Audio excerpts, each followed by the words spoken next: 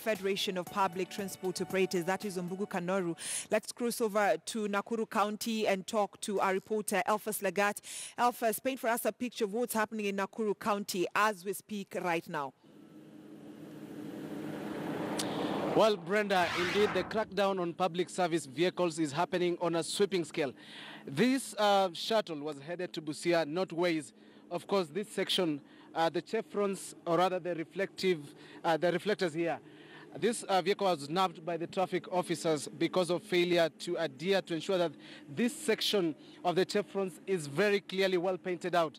So the issue with this vehicle is that it has a faded reflectors.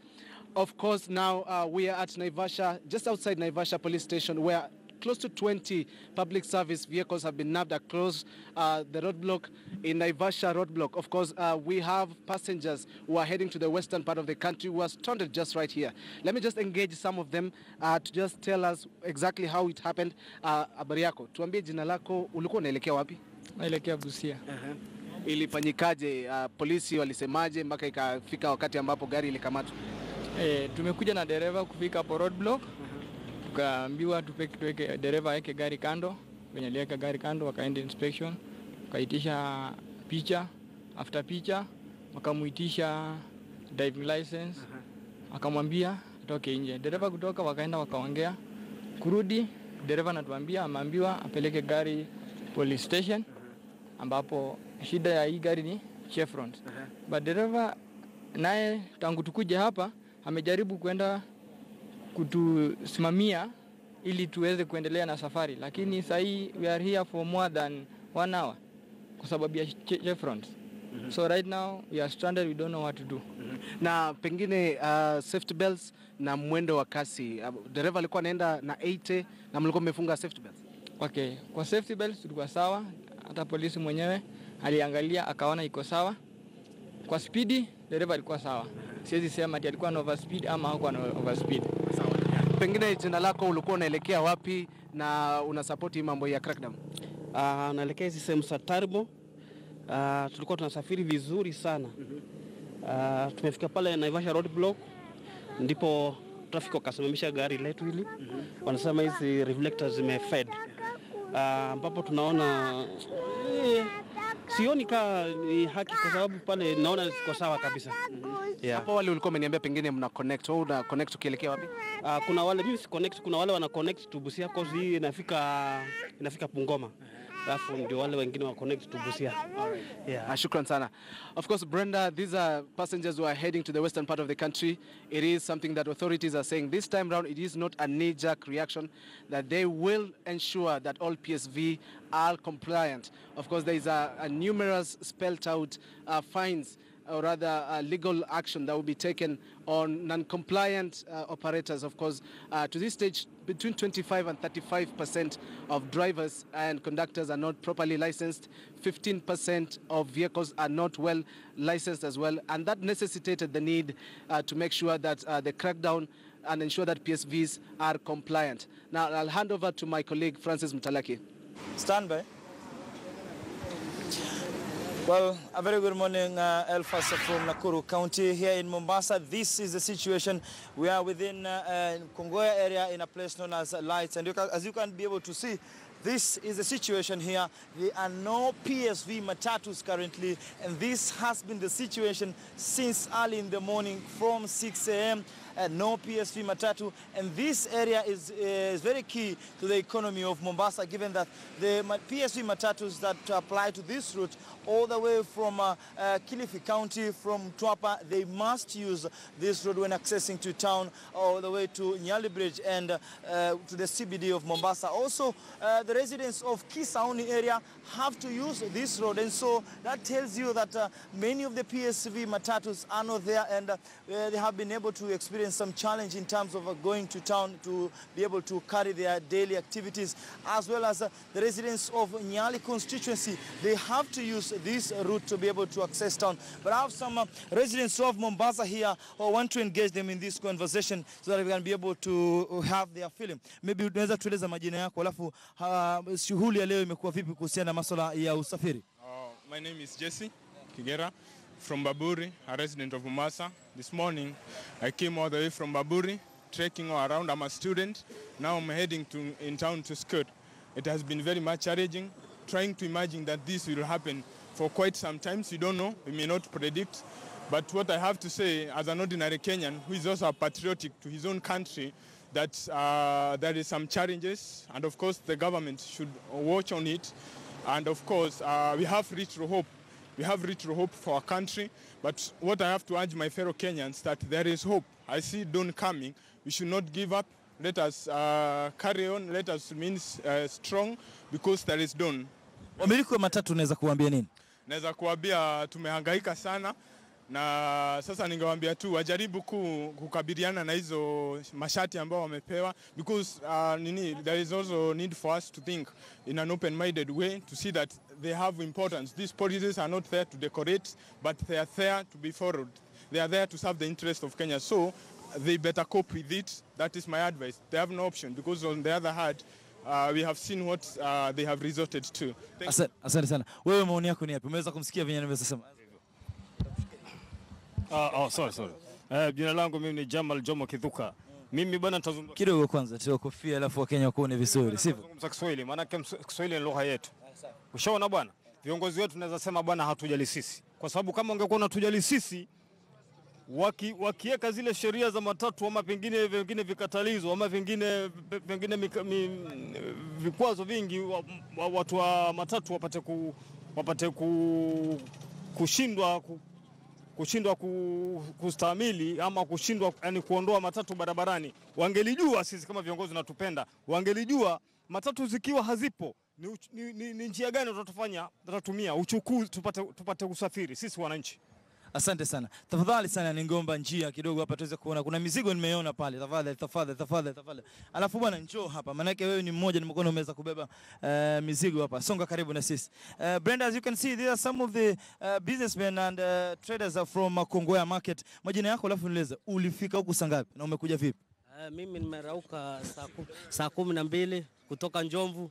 Nikasafiri na mguu kutoka Njomvu nikafika Kongowea kama saa 2:30, na saa hii tena hatupati hata matatu hakuna leo. Serikali tunauliza kama kuna tatisho kama hili watupe njia mbadala, manake sasa tumezoea kufanya biashara Kongowea na tutoka mbali, ndio sasa naulizia kama sisi sasa ni wasafiri kutoka tufanya biashara Kongowea na tumetoka Njomvu, serikali kama imeamua mambo kama hii itupe njia mbadala tuweze kusafiri. Asante sana. Bwana naona umebeba mzigo mkubwa sana, lakini umekuja vipi wewe? Ni nini umebeba? Mimi nimesafiri kwa mguu kutoka Changamwe. Nimekosa safari kabisa. Na umekuja kwa nini? Nimekuja kwa mguu. Alafu utarudi kivipi? Narudi hivi kwa mguu sasa hivi. Alafu nieleze labda wewe ungetaka nini kuhusiana na utata huu? Tungependa serikali ishughulikie mambo. Asante sana. Na kidogo jamaa. These are some of the reasons, quite many, but I want to show you something here. Iwapo tunaweza toa njia kidogo jamaa. This is some of the produce that from Kongowea, some of the businessmen from this area that usually they go to Kongowea and have some of the food stuff so that they can be able to sell at their homes. As you can be able to hear that they have been able to come from the way from Changamwe constituency. So quite a distance. They have been able to be, they were here at around 4 a.m. and they're still here.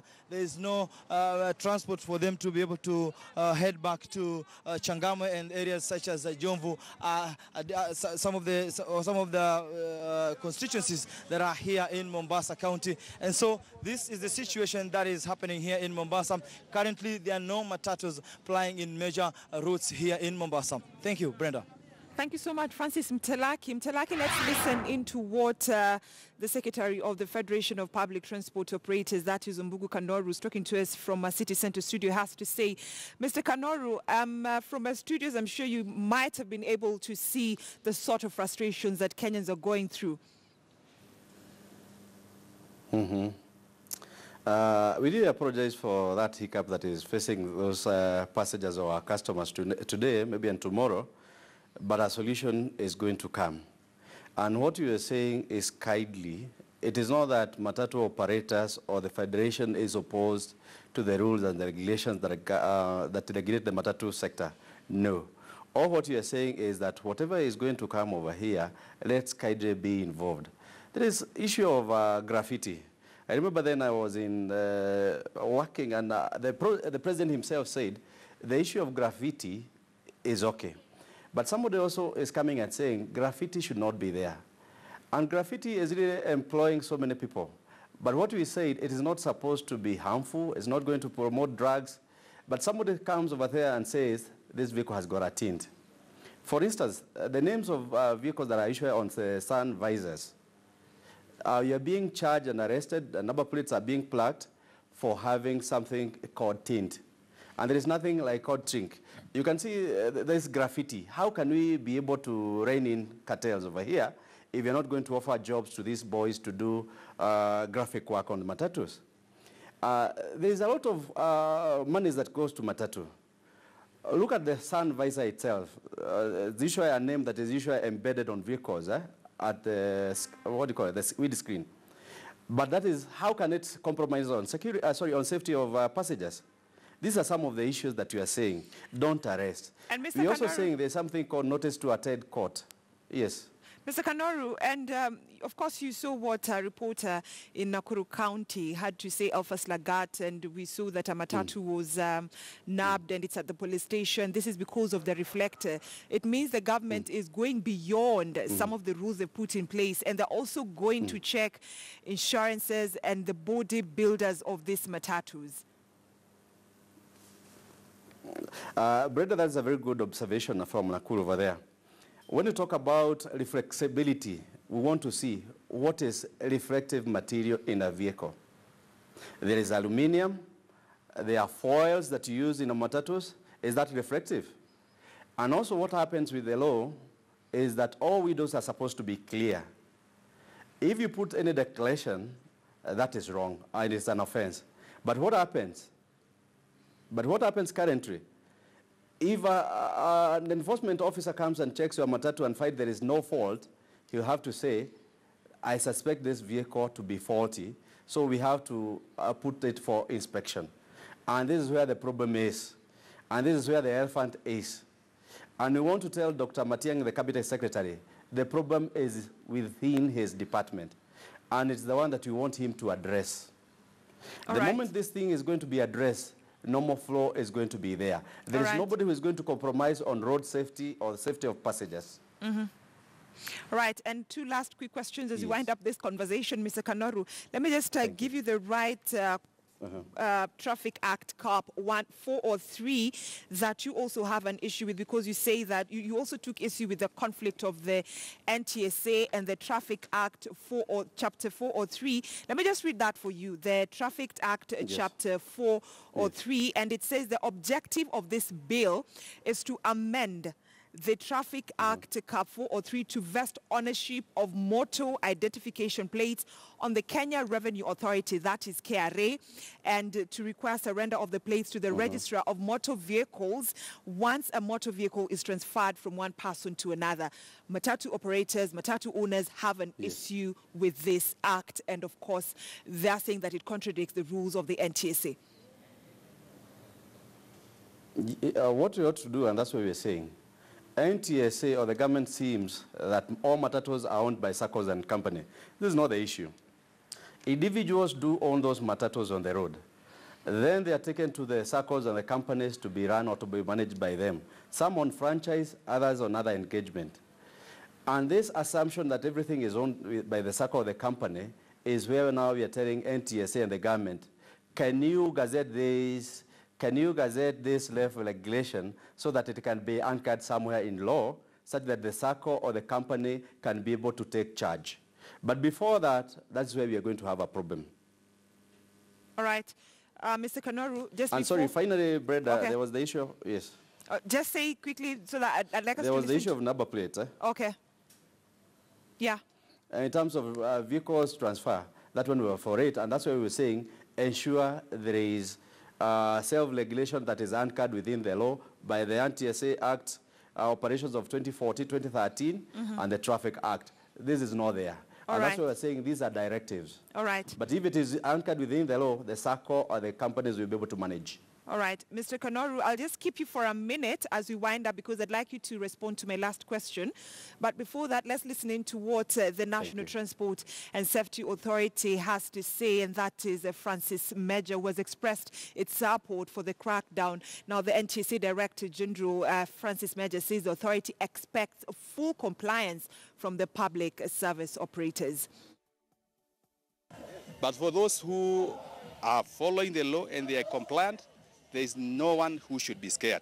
Those who should be scared are those who are not compliant. And we know there are some who are not compliant. They want to bring others into their problems. But the good thing is we are hearing of some of them are calling us, assuring us that they'll be working tomorrow. So those ones will be facilitated. Those who are not compliant, comply and you go back to work. We develop a regulation to guide gravity. And we are not saying, and some of the misconception that is out there, that we are telling the PSV to have one color. That is not true. Gravity has been, there's a regulation to guide gravity.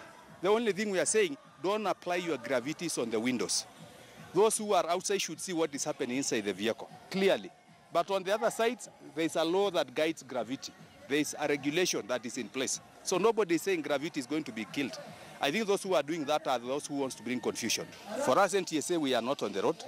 The role of enforcement is squarely with the police, and they have been given proper guidelines on the key areas, the key risk factors they need to concentrate on. And that has been given clearly.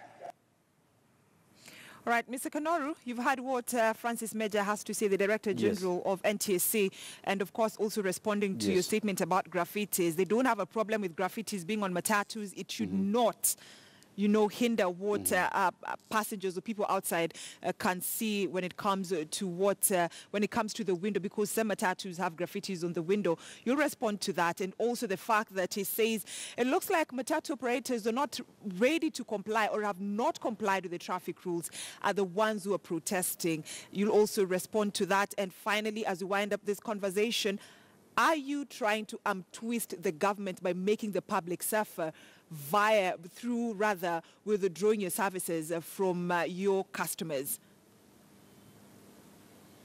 Thank you very much, Breda. I'm going to start with your last question. There is nowhere the Federation of Matatu Operators is going to twist the government. We are even working very closely with the government in terms of having sanitary on the road, and we're not going to compromise on road safety. There is already a committee that we are sitting as all these associations, Matatu Owners Association, Matatu Welfare Association, Matatu Transport Vehicles Association, Association of Bus Operators Kenya, Mount Kenya Matatu Owners Association, Association of Matatu Operators. These are the registered associations in Kenya, and you're working with the government. So the moment they went out and made their declaration is where we had an issue.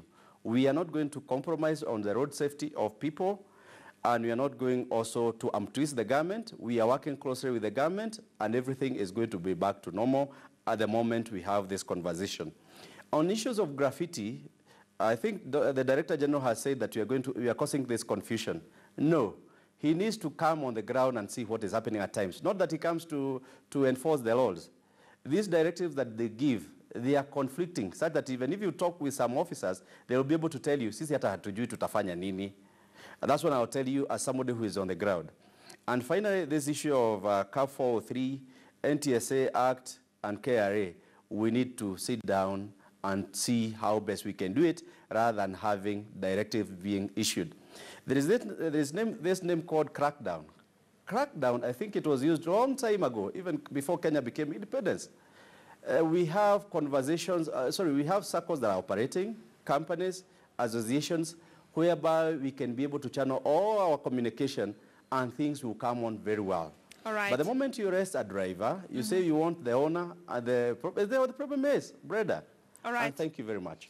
All right, thank you so much, Ombugu Kanoru. From what you're telling us, I can confirm to our viewers who are watching KTN News Center that this Matatu strike is far from over until Matatu owners have a proper sitting with the government to try and iron out any outstanding issues that they still have with the government. Time to take us to another short commercial break. Just to remind you that Ombugu Kanoru is the Secretary of the Federation of Public Transport Operators. And when we come back, we shall be talking to